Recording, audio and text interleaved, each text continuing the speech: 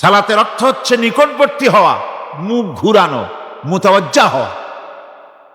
ওই যে হযরত ইব্রাহিম আলাইহিস সালাম বলেছিল, ইন্নী ওয়াজ্জাহতু ওয়াজহিয়া লিল্লাযী ফাতারাস সামাওয়াতি ওয়াল আরদ।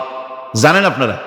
পড়েন, ইন্নী ওয়াজ্জাহতু ওয়াজহিয়া লিল্লাযী ফাতারাস সামাওয়াতি ওয়াল আরদা হানিফা ওয়া মা আনা মিনাল মুশরিকিন।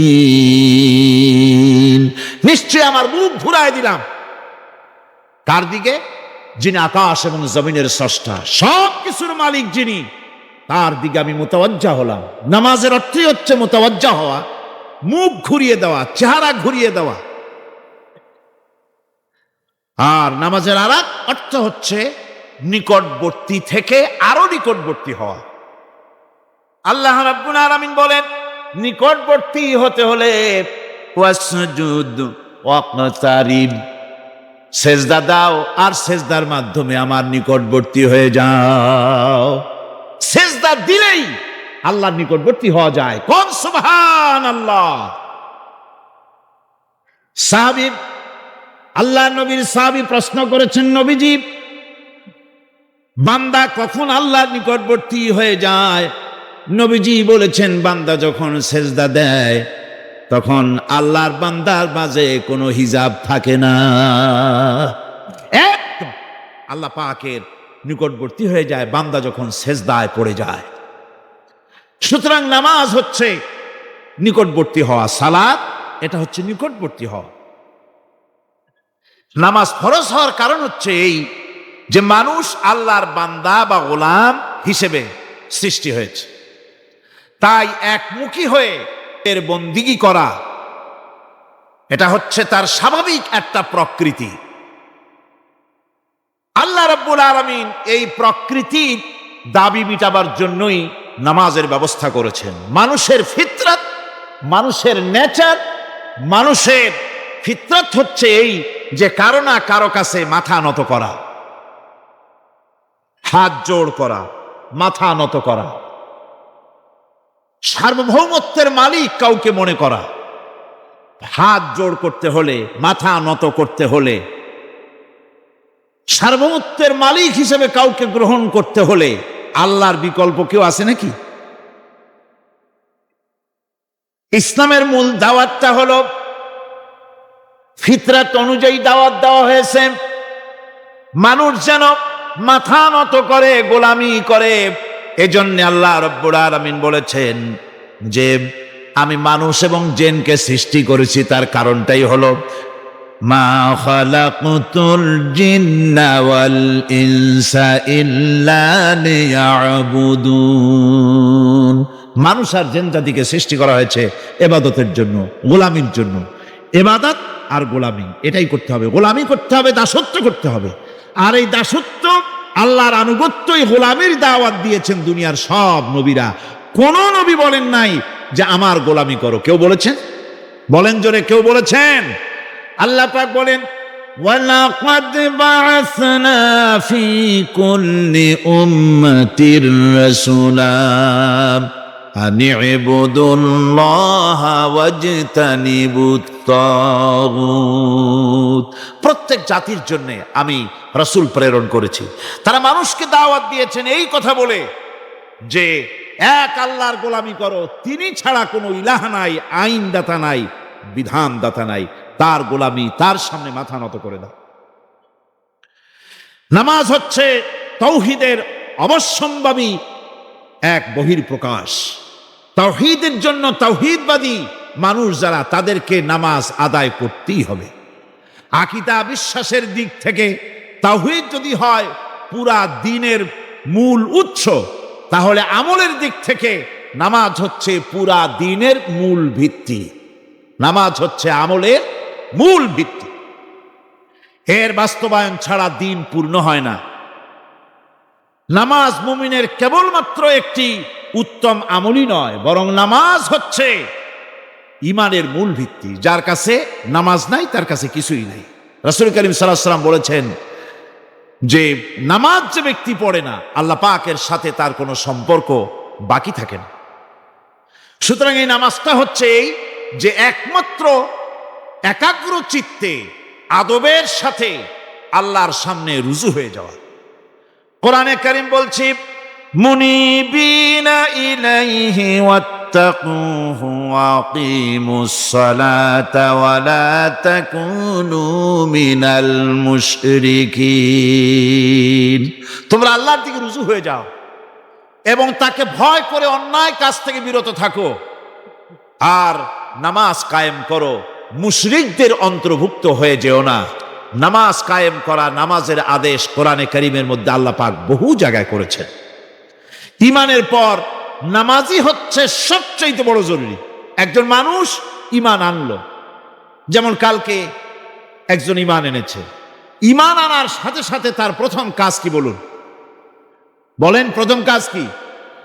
ফজরের নামাজের আগে একজন ইসলাম কবুল করলেন, তার প্রথম দায়িত্ব নামাজকে আদায় করে দেওয়া, ফজরের নামাজ পড়া। জোহরের আগেই কেউ ঈমান আনলো, তার প্রথম দায়িত্ব জোহরের নামাজ আদায় করা। আসরের নামাজের আগে ঈমান এনেছে, তার প্রথম দায়িত্ব হলো আসরের নামাজ আদায় করা। তার মানে হলো ঈমান আনার পর একজন ঈমানদারের প্রথম দায়িত্ব হচ্ছে নামাজ। গুরুত্বপূর্ণ বিষয়, খুব ভালো করে শুনতে হবে, ইয়াদ রাখতে হবে প্রত্যেকটি মুসলমানের। এই নামাজ কি জিনিস, কেমনে আদায় করতে হবে, আদায় না করলে কি হবে, গুরুত্বপূর্ণ এই কথাগুলি প্রত্যেকের স্মরণ রাখতে হবে। কিয়ামতের দিন মানুষ যে জাহান্নামে যাবে, জাহান্নামের জন্য, জাহান্নামে যে সব কারণে যাবে তার মধ্যে বড় কারণ কালকে বলেছিলাম, দেখি মনে আছে নাকি? বড় কারণ কয়টা? কয়টা? আলহামদুলিল্লাহ মনে আছে। আল্লাহ রাব্বুল আলামিন বলেন, ইয়াতাসাআলুনা আনিল মুজরিমিন। কিয়ামতের দিন অপরাধীদেরকে জিজ্ঞেস করা হবে, মা সালাকাকুম ফি সাকার, জাহান্নামে কেন আসছো? জবাবে তারা বলবে, ক্বালু লাম নাকু মিনাল মুসাল্লিন ওয়া লাম নাকু নুতঈমুল মিসকিন। নামাজ পড়ি নাই আর এতিম মিসকিনদের খেতে দেই নাই, এই কারণেই জাহান্নামে এসেছি। কন নাউযুবিল্লাহ। নামাজ যারা পড়বে না জাহান্নামে যেতে হবে। কোথায় যেতে হবে? আকীদাগত দিক থেকে ঈমান হলো তাওহীদের স্বীকৃতি, আর আমলের দিক থেকে নামাজ হচ্ছে তাওহীদের বহিঃপ্রকাশ।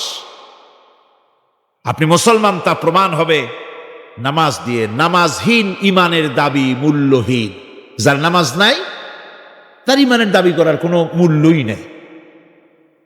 অনেক এরকম কথা বলে, হুজুর আমি মানুষটা নিতান্ত খারাপ না, যাই মনে করে, গ্রামে রাস্তা বানাইছি, ব্রিজ করে দিয়েছি, কালভার্ট করেছি, এতিম মিসকিনরে তাও মাঝে মধ্যে খাবার দেই, বিধবারে কাপড় চোপড় দেই, মানুষটা আমি নিতান্ত খারাপ না, তবে এই মাঝে মধ্যে একটু নামাজ পড়ি না, তাতে কি আমার ঈমান নষ্ট হয়েছে নাকি? আমি বলি, ভাই ঈমানই তো নাই, নষ্ট হবে কি? ঈমান থাকলে না নষ্ট হবে?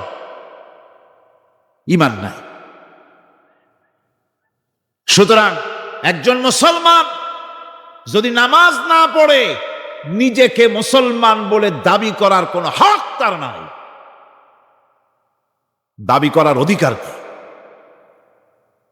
নামাজ হচ্ছে জিন্দিগি, নামাজটাই মূলত জিন্দিগি। নামাজটা কি?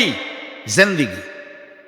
আল্লাহ রাব্বুল আলামিন শেখাচ্ছেন, কুল ইন্না সালাতি ওয়া নুসুকি ওয়া মাহইয়ায়া ওয়া মামাতি লিল্লাহি রাব্বিল আলামিন। মুহাব্বতের সাথে সবাই পড়েন, কুল ইন্না সালাতি ওয়া নুসুকি ওয়া মাহইয়ায়া ওয়া মামাতি লিল্লাহি রাব্বিল আলামিন।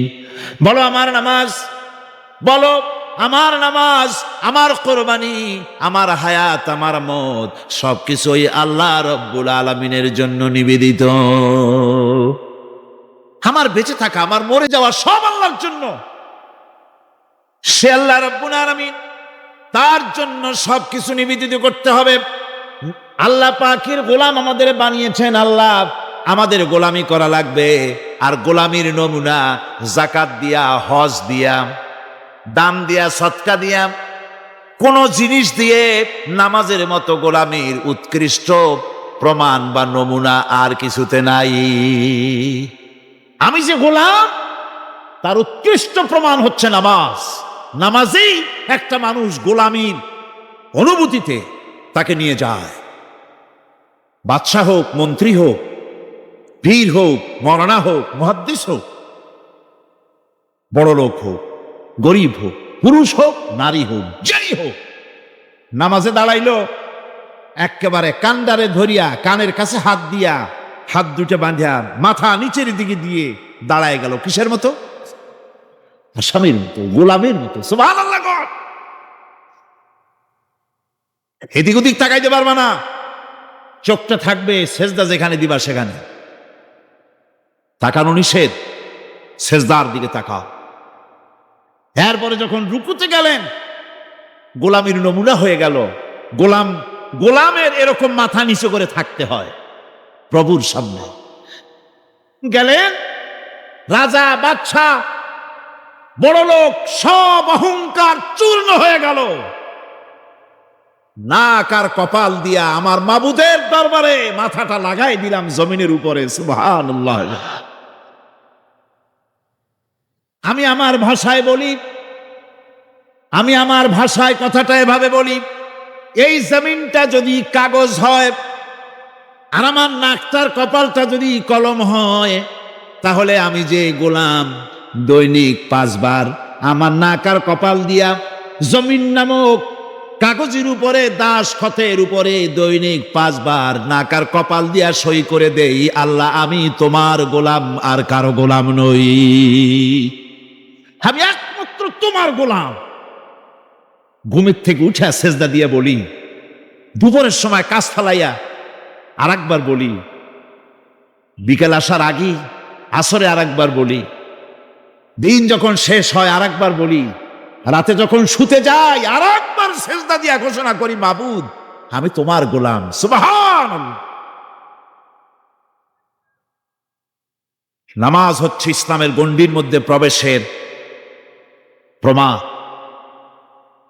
কোরআনে কারীম বলছে, ফাইন তাবু ওয়া আকামুস সালাতা ওয়া আতাউজ যাকাতা ফাইখওয়ানুকুম ফিদ্দীন। সূরা তাওবা এসেছে।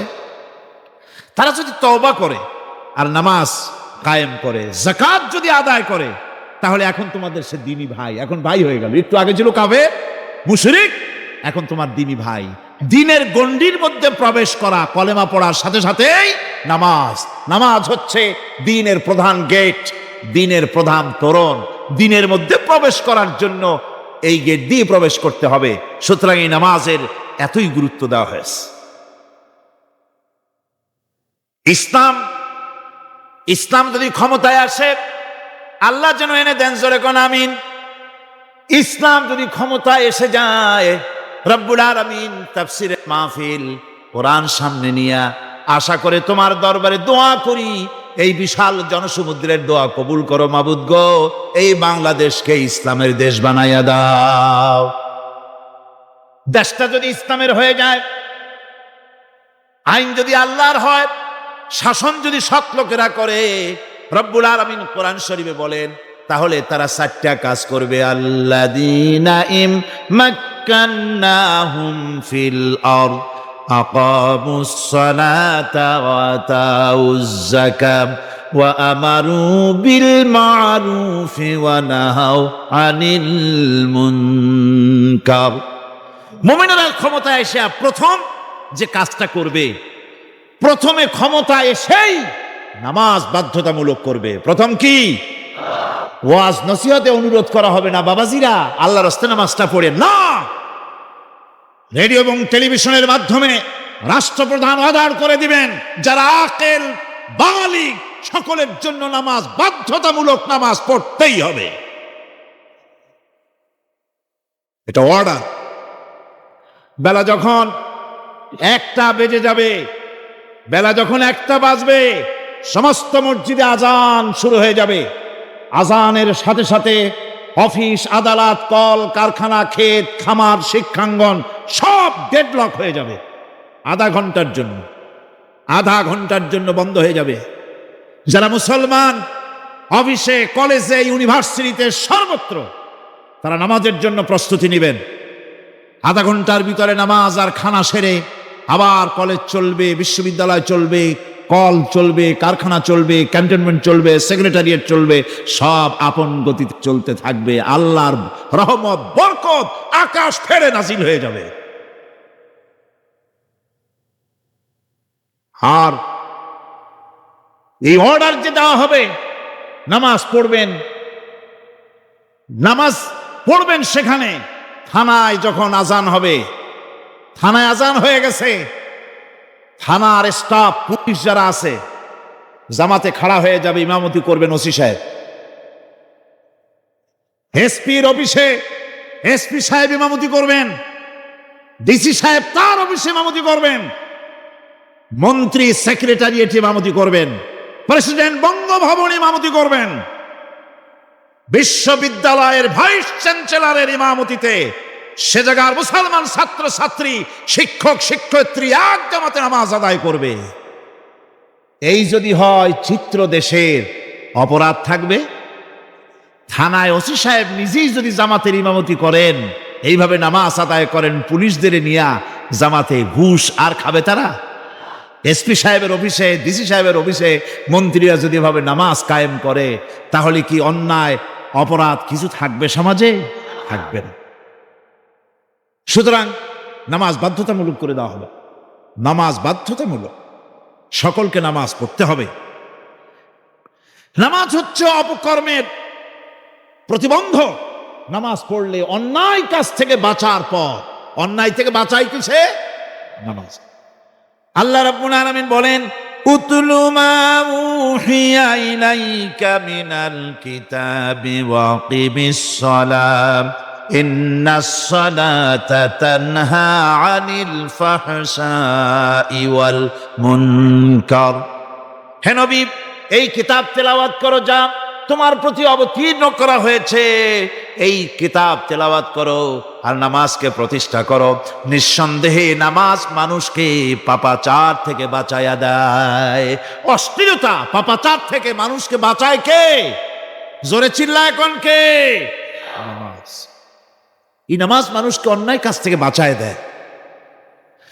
নামাজ যে মানুষকে অন্যায় কাজ থেকে বাঁচায়, কেমনে বাঁচায়? আমরা যে নামাজ পড়ি, এই নামাজে তো আমাদেরকে অন্যায় কাজ থেকে বাঁচাইতে পারে না। নামাজি বহুত মানুষ আছে অন্যায় করে, করে কিনা কন?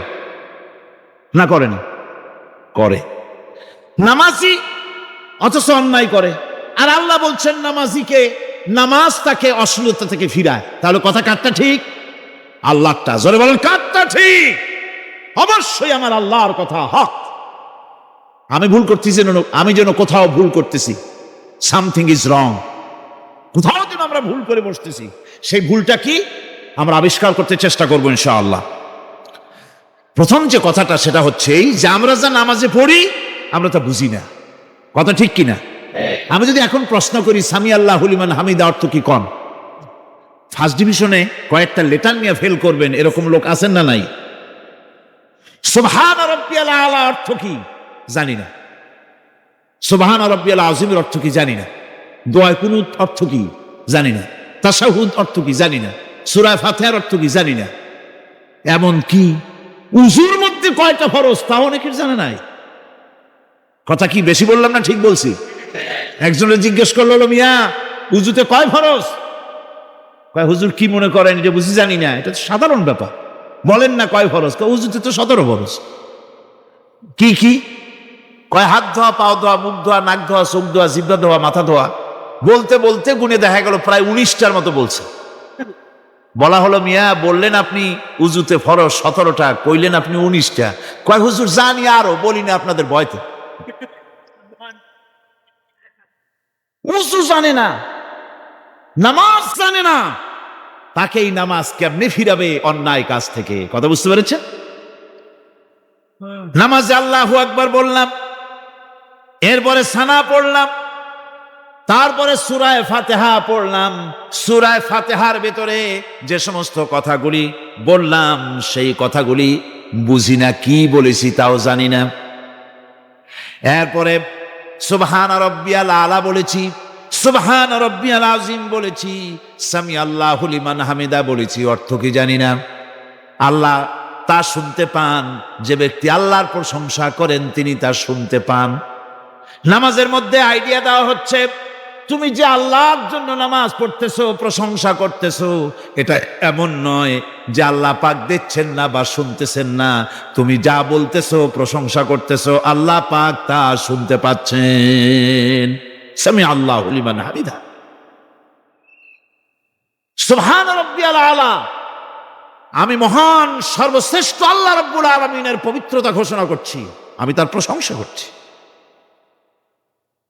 সূরা ফাতিহার কি আমরা বলি আপনারা ব্যাখ্যা দেখে বুঝে নিয়েন, সেগুলি আমি এখানে বলে বাকি কথা সব শেষ করতে পারবো না। নামাজে কি পড়েন সেটা যদি জানতেন, অবশ্যই আল্লাহ রাব্বুল আলামিনের কথা কার্যকরী হয়ে যেত। ইন্নাস সালাতা তানহা আনিল ফাহশাই ওয়াল মুনকার। নামাজ মানুষকে পাপের কাজ, অশ্লীলতা থেকে ফিরাতে পারে। আল্লাহ ইন্না বসায়ছেন, নিশ্চয়ই, বেশক, অবশ্যই নামাজ পাপ থেকে ফিরাবে। কিন্তু কেমনে ফিরাবে নামাজ তো বুঝি না, নামাজ তো বুঝি না। খালি সেজদা দেয় জনমের মতো। আর সেজদা কি? নামাজে যদি দেখে ইমাম দেরি করতেছে, আত্তাহিয়াত পড়তে দেরি হয়ে যাচ্ছে, পিছন থেকে সিগন্যাল মারে, ঠিক কিনা? বেয়াদব, বেয়াদব। তোমার নামাজ, তোমার আত্তাহিয়াত আগে শেষ হয়েছে, তাতে কি হয়েছে? চুপ করে বসে থাকো। ইমামকে কাশি দিয়া সতর্ক করার অধিকার তোমার নাই। যদি ইমামকে সতর্ক করার জন্য কাশি দিয়ে থাকো, তোমার নামাজ ফাসেদ হয়ে যাবে। এটা ফাজলামি করার জায়গা না, এটা নামাজ। এর নাম কি? ধীরে সুস্থে নামাজ পড়তে হবে। অনেকে মসজিদটারে মনে করে জেলখানা, ঢুকতে যত দেরি, বেরোতে পারলে যেন বাসে যান ছটফট করে। সিনেমার মধ্যে গিয়ে ঘন্টার পর ঘন্টা বসে থাকে, খারাপ লাগে না? মসজিদে কেরাত যদি একটু লম্বা পড়ে, পিছনে বসে খালি কি যে করে, মনে মনে বলতে থাকে যে ইমাম এমন কাঁচা ছাড়া ছাড়ি না। আর গান যখন শোনে, শুনতেই থাকে, কত মজা, ঘুম আসে না। নাউযুবিল্লাহ।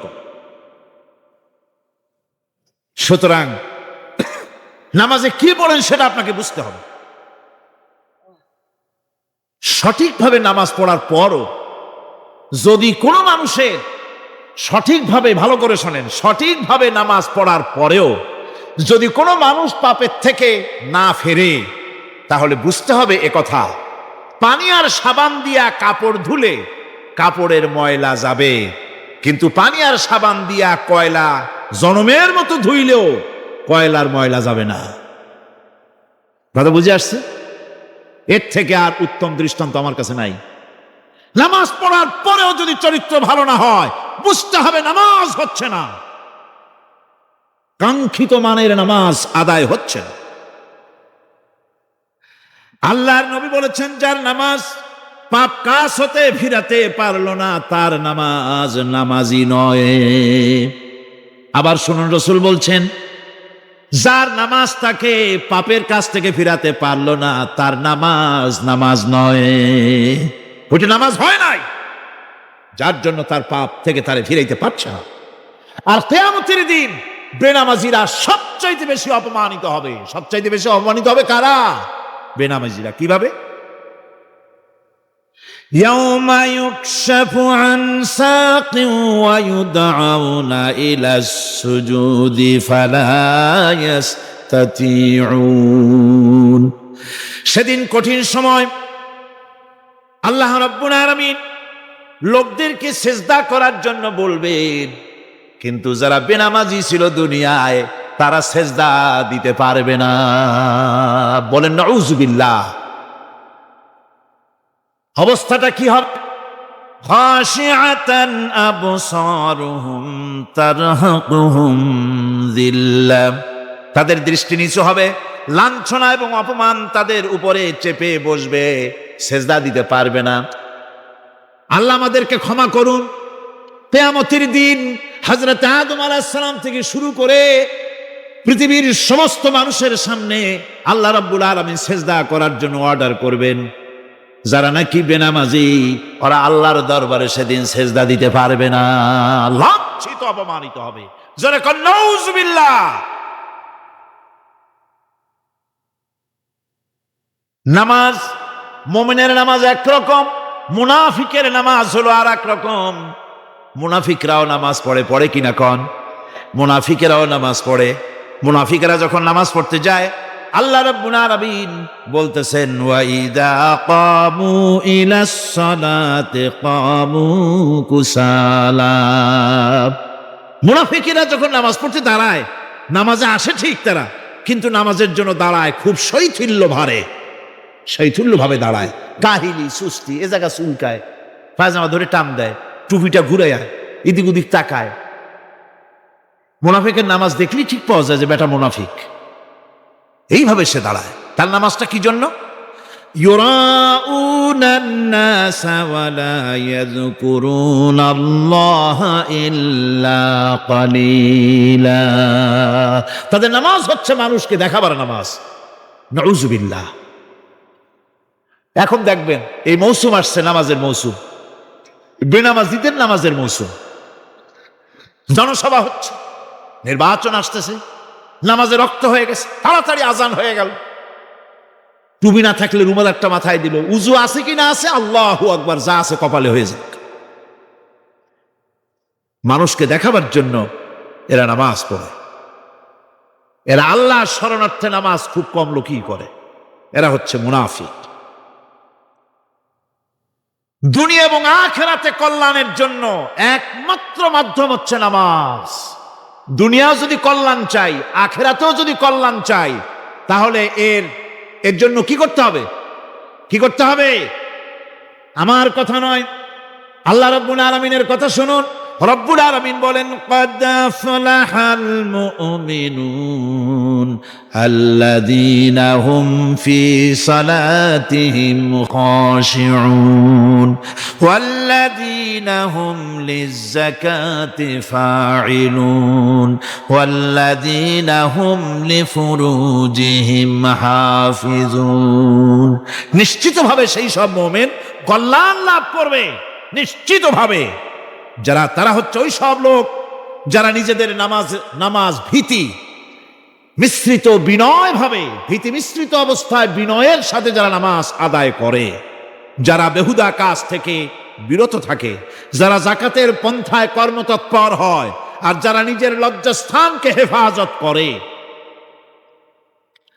এরপরে আল্লাহ পাক বলেন ওয়াল্লাযীনা হুম লিআমানাতিহিম ওয়া আহদিহিম রাউন ওয়াল্লাযীনা আলা সালাওয়াতিহিম ইউহাফিজুন ওয়াল্লাযীনা আলা সালাতিহিম হাফিজুন। আর যারা তাদের আমানতকে পূর্ণ করে, আমানত এবং তাদের ওয়াদা চুক্তি পূর্ণ করে, এবং যারা নিজেদের নামাজ সমূহকে পূর্ণভাবে হক আদায় করে নামাজ পড়ে, নামাজের যারা হেফাজত করে, এরা কারা? এরা হচ্ছে উলাইকা হুমুল ওয়ারিসুন আল্লাযীনা ইয়ারিসুনাল ফিরদাউসা হুম ফিহা খালিদুন। এরা হচ্ছে সেই সব লোক, এরা উত্তরাধিকার হচ্ছে জান্নাতের উত্তরাধিকার, জান্নাতুল ফিরদাউসে আল্লাহ রাব্বুল আলামিন এই গুণ বিশিষ্ট লোকদের জন্য জায়গা করে দিবেন। জোরে কোন সুবহানাল্লাহ। নামাজকে পড়তে বলা হয়নি, কোরআন শরীফে বলা হয়েছে নামাজ কায়েম করো। কি বলা হয়েছে কন্ত দেখি? নামাজ কায়েম করো, নামাজ পড়ো। এই কথা কিন্তু কোরআন শরীফে কোনো জায়গায় আছে নাকি? এখন কায়েম করা কারে বলে? একটা গুরুত্বপূর্ণ আরেকটি বিষয়। নামাজ কায়েম করতে বলা হয়েছে। কায়েম কি? কায়েমটা হচ্ছে দৃষ্টান্ত স্বরূপ বলা যায় যে জিনিসটা সমাজে প্রতিষ্ঠিত আছে ওইটারে বলে কায়েম হওয়া, আর যেটা প্রতিষ্ঠিত নাই ওটা কায়েম নাই। কায়েম মানে হলো প্রতিষ্ঠিত থাকা। যেমন আমাদের দেশে, আমাদের সমাজে নারী পুরুষ শিশু বৃদ্ধ সকলেই কাপড় পরা, শাড়ি পরা, লুঙ্গি পরা, এই কাপড় পরাটা কায়েম আছে, প্রতিষ্ঠিত আছে না নাই? যার কারণে কাপড় পরা সমাজে কায়েম আছে বলে উলঙ্গ মানুষ সমাজে খুঁজে পাওয়া যায় না, পাগল ছাড়া। ঠিক কিনা? একটা বাচ্চাকেও যদি উলঙ্গ হতে বলেন এখানে, 5 বছর 6 বছরের একটা বাচ্চাকেও, সে কিন্তু রাজি হবে না। ঠিক কিনা? যেহেতু কাপড় পরা সমাজে প্রতিষ্ঠিত আছে, সেহেতু উলঙ্গ মানুষ পাওয়া যায় না, কাপড় পরাটাই এখানে প্রতিষ্ঠিত। সুতরাং এখন অবস্থাটা এই হয়েছে, কাপড় পরা প্রতিষ্ঠিত আছে বলে